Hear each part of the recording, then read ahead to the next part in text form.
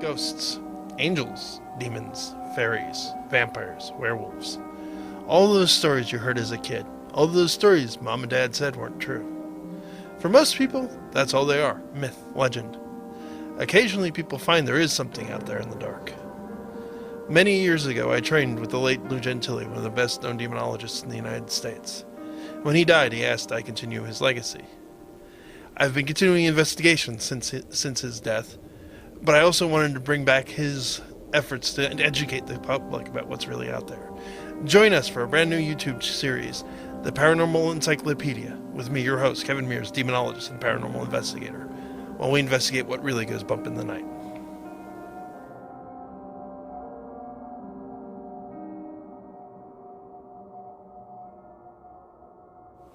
So, before you think this is all about doom and gloom, well, first of all, it is. Second of all, that is not entirely our purpose.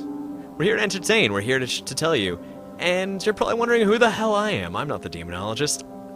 It's my job to ask questions. It's my job to be the skeptic.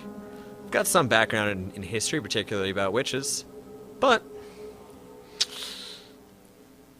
I'm here to hypothetically be your voice. I'm Drew. Welcome to Paranormal Encyclopedia.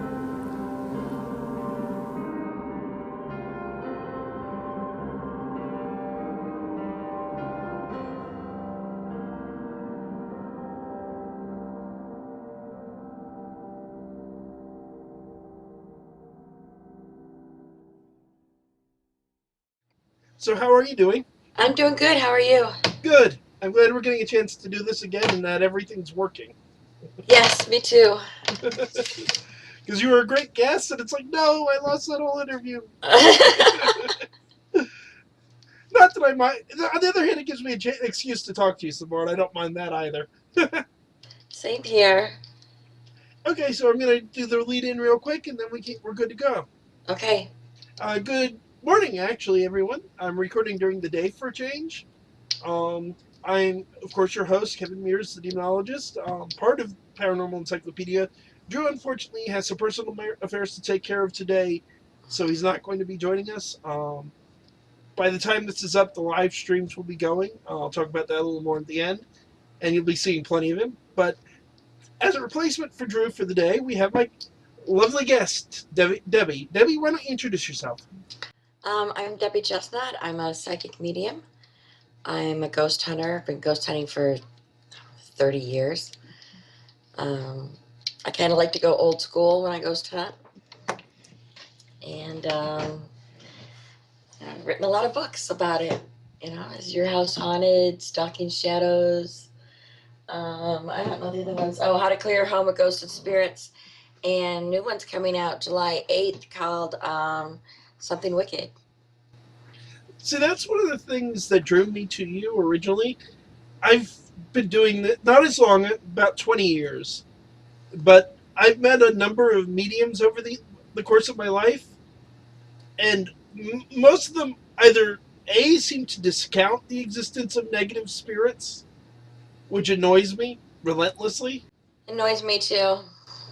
or they acknowledge it, but they don't do anything. Yeah, they see a negative spirit, they'll walk out and call someone like me, which I can totally That's understand. what happens to me too. You know, I tend to go where some other people won't or can't. Yeah, and I can respect that. I mean, it's difficult. I like to call myself the psychic rock, but it's hard enough for me to go into a house with some of these entities in it. I can't imagine what it's like for a sensitive or a medium. It's very hard. You have to learn how to use your shields. You have to learn how to block. You know, if a medium walks in where there's a negative spirit, we're going to be a target, and we know it. You know it going in. So you prepare for it. You know, you have to be strong. You can't show fear, although it's hard sometimes not to show fear. But you just do it because you have to help the people that are living there. That summarizes. I mean, we have obviously slightly different ways of looking at it, me being a Christian demonologist, you being a medium, but that summarizes my main motivation too. Somebody's got to do it. Right. Someone has to do it. Someone has to help these people. Might as well be me. I was given the gift for a reason. I have to use it. Yeah, I couldn't put it better myself. So a lot of this is, of course, going to be what everyone should understand is I did a really wonderful interview with Debi 2 weeks ago, I want to say, Mhm. and we had some technical problems. The audio was totally unusable, so this is round two. So thankfully, Debi was gracious enough to come back on. Unfortunately, it means I'm going to retread a bunch of the same crowd, but I'm sure I can think of many more cool questions to ask you. Well, I have some breaking news for you. Oh, You're the first one to know. ooh. I know. Um, my cousin and I were starting our own team. I've been working with Black River Paranormal for a lot. I'll still continue to work with them. They're a wonderful, wonderful group. Mhm. Um, but my cousin Kim and I, we're going to be Shadow Stalkers Paranormal. And the website will be up pretty soon. It'll be at shadowstalkersparanormal.com.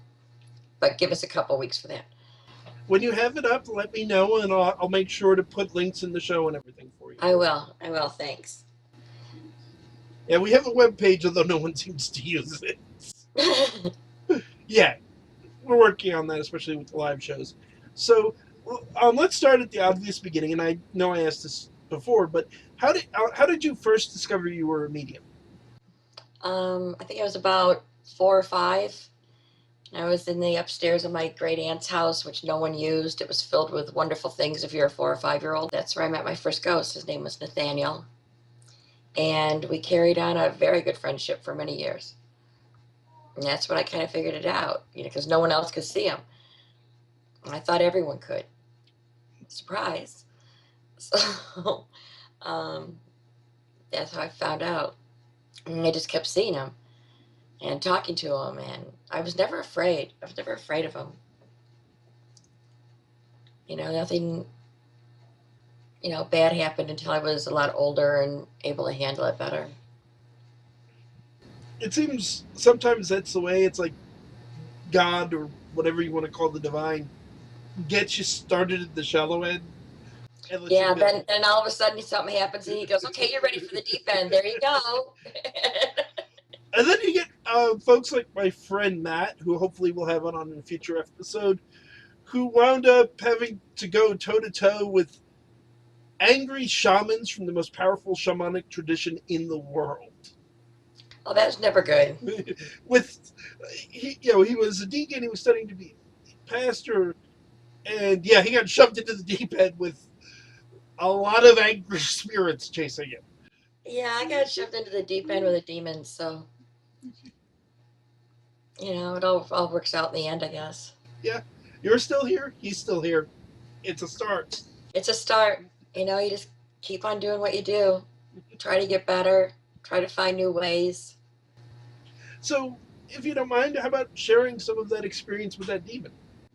Um, it was in this big pre-Civil War mansion, and the mansion was empty, and people were trying to rehab it, and it just wasn't working out. And one of my friends knew the people that owned it at that time, and she said, "Hey, let's go check out this house. It's haunted. I've had experiences. Everyone's had experiences."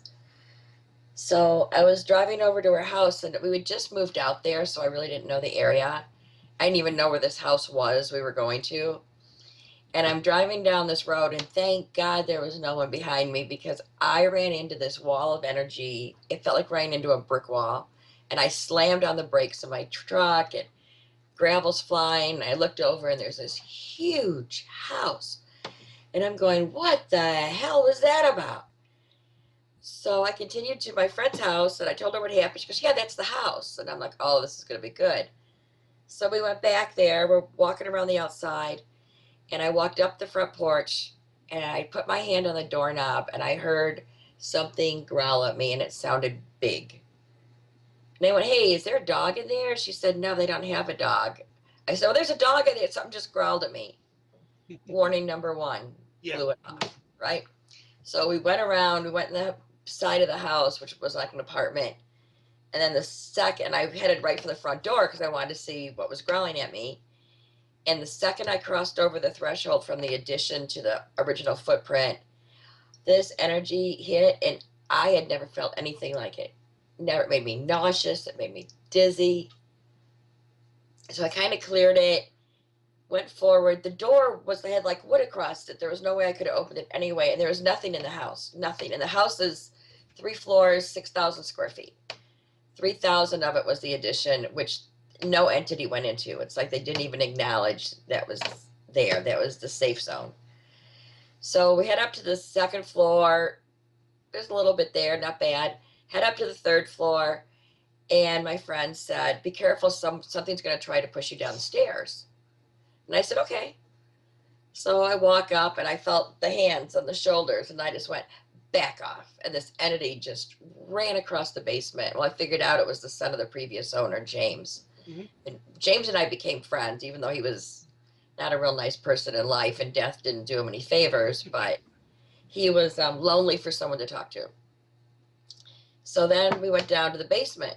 And you go down to the basement, there's a room to the left, the only one with the dirt floor, the big long room. I walked in there, and I noticed a hole in the back wall, in the wall, that looked like it went under the porch. And I'm like, well, that's weird. So when I started to walk toward it, I felt all this energy come at me. Everything went red, then it went white, and I went, this is going to end really badly. Yeah. So I kind of felt my way out of the room. Once I get out of the room, my vision cleared enough for me to get up the stairs, and I must have gone out of that house like I was shot out of a cannon. And my friend said, "Well, what happened?" And I told her, and I said, "I've never run into anything like this. I don't even know what this thing is, but I'll figure it out." So like an idiot, I went back and kept poking this thing with a stick to see what it would do. And every time I poked it, it poked back harder. And then, I don't know, we were out one night, my friend and I were out one night, and we stopped by the house. It was like 1:30 in the morning. And the road we were on, the side of the house faces that road. And there's 2 windows up on the second floor. And we got out of the car, we're walking toward the house, and in between those windows, I saw an upside down pentagram, but it was on fire. And then from inside the pentagram came this creature out of the side of the house. And I'm like, oh, this isn't good. And then I felt all this energy coming at me. And I'm like, I just looked at her, I went, "Run." And she went, "What?" I said, "Just run." So I dropped her off. I went home. I found a friend of mine online who was a demonologist. And I said, "What the heck happened? What was this thing?" And he said, "Well, describe it." And I described it. And he said, "Oh, that's Amon. He's a lower prince. He commands 30 legions of demons. There's 10,000 demons to a legion. Do the math." And I went, "Oh, that must have been that energy." He's like, "You think?" He's like, "Don't go back there. Leave it alone." Well, of course I couldn't leave it alone. Now I had to learn everything about it. And this went on for 5 years. I was getting attacked in my home. And then finally I said, "Okay, it's got to stop. I got to get rid of this thing." So I, drew on a little bit of Wiccan, a little bit of Christianity, put together a ritual, went over to the house. I said, "Okay, this is it. It ends here. I'm done." I started the ritual. I was almost there, almost had him gone. And all of a sudden I stopped. And he kind of looked at me. He goes, "You stopped." I said, "I can't do it." He said, "What do you mean?" I said, "If I get rid of you, that makes me no better than you. And I'm way better than you." And I said, "But it ends here. Next time you're gone." And I left. And now I kind of regret not zapping him, but that's how I felt at the time. It's how my training had taught me with my mentor. Now I take him out in a heartbeat. He still comes back like once or twice a year. He just pops in, lets me know he's still around, pops out. And I'm like, yeah, okay, I feel your energy, out. And he'll go. So it's like this game, that we're playing now. And that's been going on for about 15 years. Wow. Yeah, and I was funny thing happened. I was at a gas station one day. And you know how they have the canopies over the top? Mhm. It was pouring rain, and I pulled my car up, and there was water dripping down on the windshield. And I filled my car up. I get back in my car, and written across my windshield was the word "Aman" in the water. And I went, I didn't even feel you. What the heck? See, what I find very interesting here is years ago, I did a case here in New Jersey. One of the more disturbing individuals I've had the chance to meet in my life. But she was obsessed with Ouija boards, Oh, which is where all of her problems started. She went from, I'm going to play with Ouija boards, to, I'm going to mess around with some of the blackest magic I've ever seen. oh no, not good. Yeah, it's like okay, I'm not a fan of the Ouija board. I've seen it blow up in too many people's faces. Right. A friend of mine who is a sensitive likes to say it's like, Ouija boards are dangerous until you know how to use them safely, and by the time you know how to use them safely, there's better methods. And it's too late. You might as well put a bullet in a gun and play Russian roulette. Yeah. Well, in her case, she's talking about she's a medium. She has training in shielding herself and things like that. So hypothetically, if she wanted, she could go use a Ouija board without it blowing up in her face. But why bother? Why? When you're a medium, you don't need it. Exactly. She's developed to the point it's useless. But some people still want to poke it with a stick. And yes. It never ends well. It never. At any rate, among the many other things that the spirits in this house told the woman was that name. Aman? Mm-hmm. Which at the time, neither Lou or I recognized the particular prince, although there's an old Egyptian deity by the same name. There is an Aman. Yeah. Oh, I'm not questioning it, but no, there isn't. He's he's a piece of work. Yeah. But by all rights, it was my fault. I mean, he played fair, I guess you could call it. Because, demons have one rule. You cannot interfere in a human's life unless you are invited in. Mm-hmm. But they take that rule very literally. They're lawyers. And they take it very literally. So by me knowing there was something bad there and going back, that was all the invitation it needed. Mm-hmm. And I write about that in Something Wicked. I write about that rule. So trying to warn not only teams, but people. Yeah, it's an important warning. We have a whole episode called. It's one of my first episodes, in fact, how demons enter your life. Which other people have other names for it, but demonologists usually call it grounds. Which is a fancy way of saying that they have to be invited. They have to be invited in some way, and if you move into a home that has a demonic, the fact that once it makes itself known, not as a demon, it could make itself known as someone you love that's passed, a kid, a child ghost, can make itself known as any type of spirit. Mm-hmm. Or any type of activity. Once it makes itself known and you don't leave that house, you've invited it in. That's how literal they are. Oh yeah. There's several classic examples of this. I think the biggest, glaringest one that most people listening have probably heard of by now is the Annabelle case. Annabelle. Where it presented itself as the ghost of a little girl who died in front of the apartment, in the field, in front of the apartment building, or the fields that the apartment building was built on. Yes. And couldn't it please just move into the doll? I won't cause any trouble. Yeah.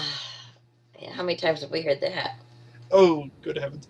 I think also the problem there is there are mediums that know what they're doing without question, and then they're the ones that either don't know what they're doing or know what they're doing and are into the dark side.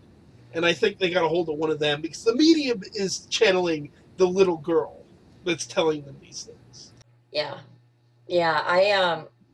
I'm really fascinated with haunted objects though. They I are, like yeah. I like haunted objects. Not that I collect many. I do have some, but that's only because one of my friends who lives up north keeps going to antique shows. And then she's calling me, and the first question out of my mouth is, "What did you buy?" And what's it doing? Yeah, what's it doing, and what did you buy? So there was one. It's a big, huge picture. It's a print, beautiful print, and she bought it, and then she hung it. She has this big Victorian house, and the bathroom upstairs is just huge, and she hung it in the bathroom. Well, things started rattling the door, banging on the door, doing all kinds of things. And she called me. I said, "What did you buy?" And she said, "Well, I bought a picture." Uh-huh. Okay, I'll be up. I drive up north. I walk in. I said, "Yep, it's the picture." And she goes, "But I love the picture." I said, "It's a beautiful picture." And it was only $1. I said, "Did you ever wonder why it was $1?" Nobody I wants said, it. "This lithograph is worth $150.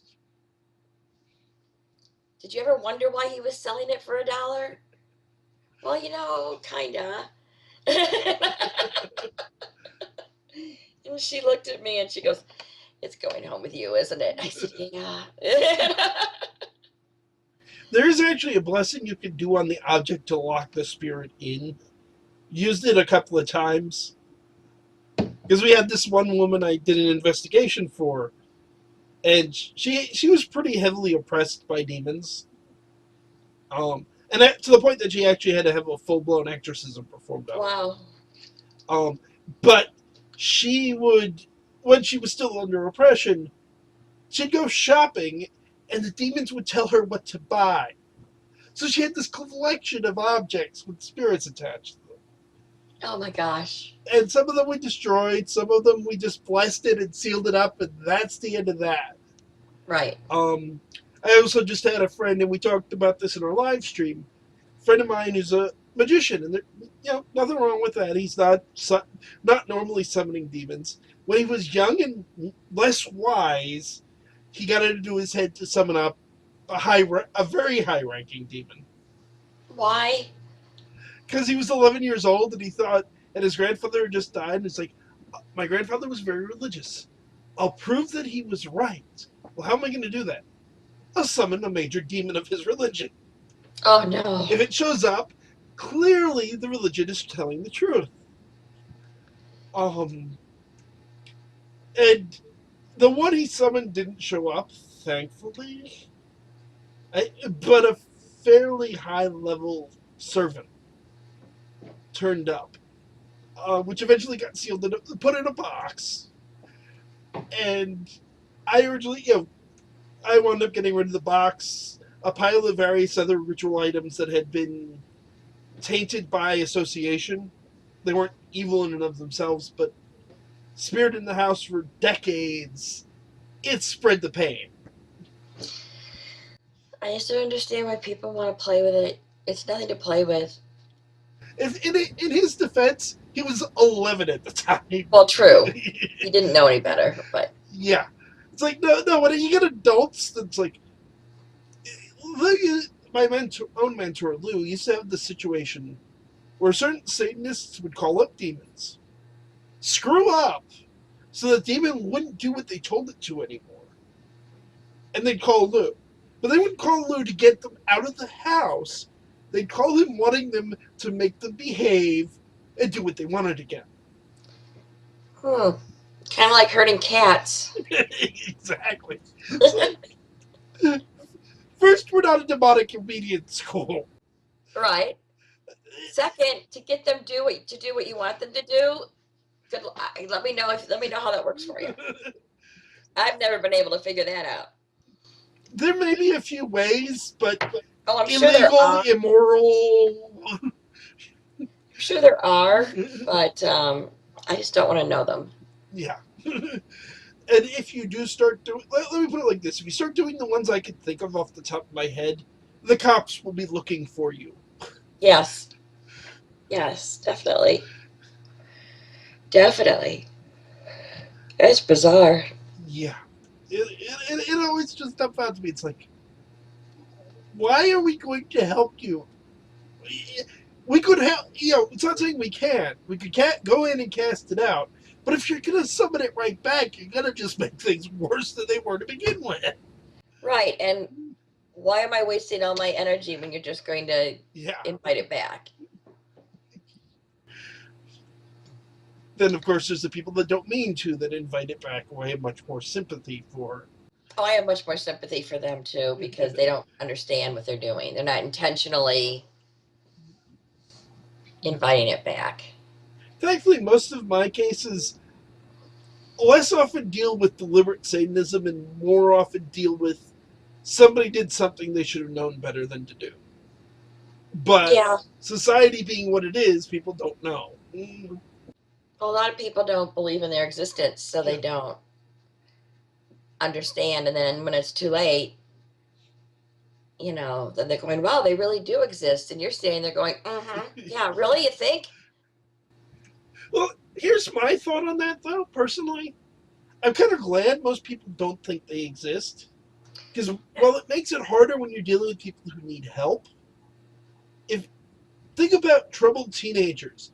If more of them realized they could summon up demons and get what they want in return for doing horrible things, we'd have a much Yeah, bigger problem on our hands. right. But then again, if people don't acknowledge their existence, I mean, I guess it makes it less likely for them to come into their lives. But when they come in, they're going to be able to do a lot of damage before the person realizes what they are or gets help for what is there. And by the time they get help, it makes our job way harder. Yeah, and sometimes, unfortunately, people die. Yeah, yeah, yeah. It's bizarre. I until I ran into that one Tlaman, I didn't believe that they were there. I do now. I do now. And a lot of people are like them. They don't believe until they see it. Well, it wasn't even a matter of that. It was just I'm not big into organized religion, Mhm. so I kind of thought it was, from reading church history, it's, you know, they created demons to keep the people in line back in the early days of Christianity, Mm-hmm. and I'm like, well, okay, yeah, that would make sense, and then you run right into one, and you're going, oh yeah, I should have paid more attention to that. And I think everyone, or most people, at least in my experience, who come across a demon, have that kind of reaction.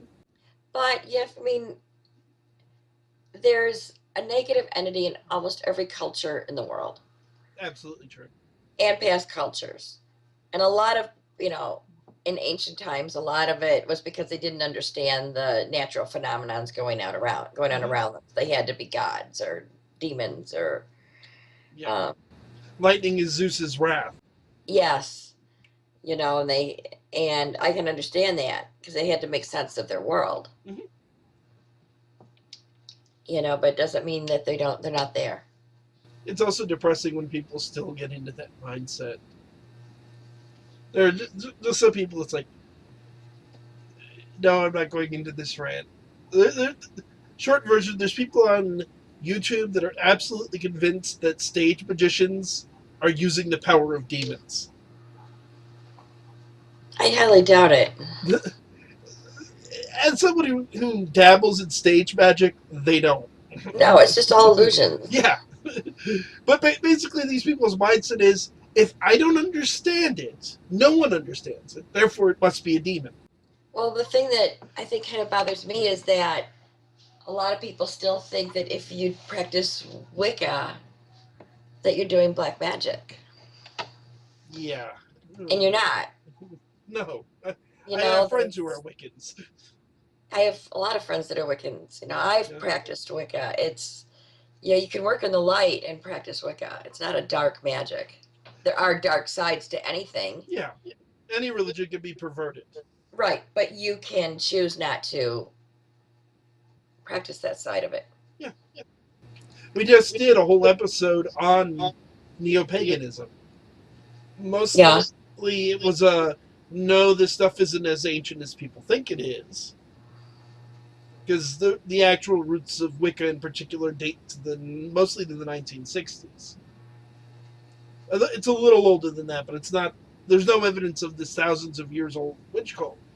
But that doesn't make it wrong or make it evil. Christianity was a new radical religion about 2,000 years ago. Right. It doesn't have It, to be ancient to be valid. no, it doesn't. It doesn't. You know, and we've started to switch up some of our equipment um, to pick up things better. Like we pay a lot of attention to ley lines now. Mm-hmm. It's easier for them to travel. You know, we switched over to UV flashlights because it does seem to attract more paranormal activity for some reason. Interesting. I may have some. I think